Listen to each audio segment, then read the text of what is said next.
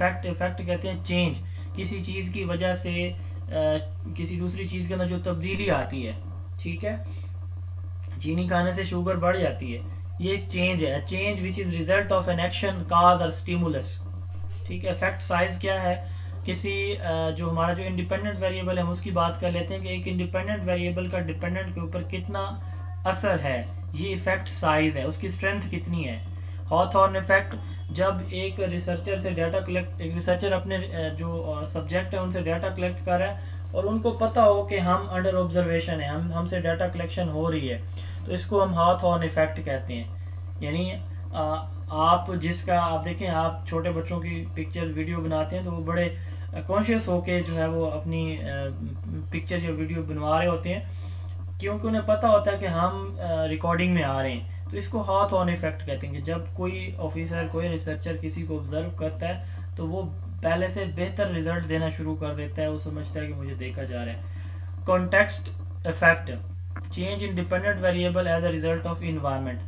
Context से मुराद वो इन्वायरमेंट है कि डिपेंडेंट वेरिएबल में उसके इन्वायरमेंट की वजह से जो तब्दीली आती है, कोई जो रिजल्ट प्रोड्यूस होते हैं, वो कॉन्टेक्स्ट इफेक्ट है। डायरेक्ट इफेक्ट, ऐसा वेरिएबल जिसका दूसरे यानी इंडिपेंडेंट, जिसका डिपेंडेंट के ऊपर डायरेक्ट असर हो किसी दूसरे वेरिएबल की हेल्प के बगैर, कोई इंटरवीनिंग वेरिएबल शामिल हो या ना हो उसके बगैर। कुछ मेडिसिन ऐसी होती हैं जो डायरेक्ट असर दिखाती हैं, कुछ ऐसी होती हैं जिनके साथ हमें कुछ और मेडिसिन साथ खाना पड़ती है, फिर उनका असर होता है। अगर कोई मेडिसिन डायरेक्टली जो है वो अपना असर दिखा रही थी तो वो डायरेक्ट इफेक्ट होगा, अगर किसी के साथ मिलकर कोई असर दिखा रही है तो वो फिर इनडायरेक्ट इफेक्ट होता है। Condition where one variable effect another indirectly through an intervening variable, किसी दूसरे वेरिएबल का साथ होगा तब वो असर दिखाएगा।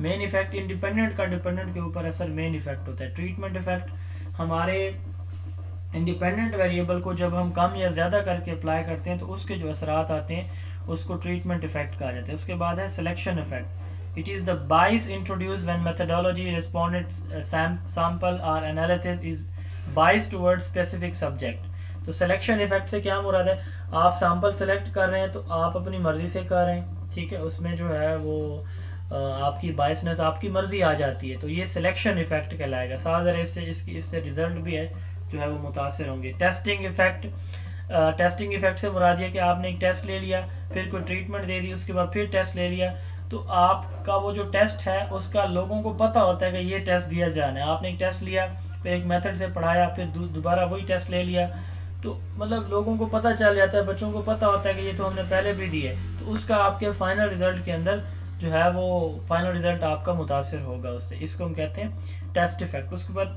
म्यूचुअली एक्सक्लूसिव, इंक्लूसिव का मतलब होता है सिमिलर क्वालिटीज वाले, एक्सक्लूसिव का मतलब ये होता है कि जो एक दूसरे में फिट नहीं आते। जब दो वेरिएबल बिल्कुल एक दूसरे से डिफरेंट रिजल्ट दे रहे हैं तो वो हम कहते हैं म्यूचुअली एक्सक्लूसिव होते हैं, और जब वो सिमिलर रिजल्ट दें तो इनको म्यूचुअली इंक्लूसिव बोलते हैं। Double blind experiment,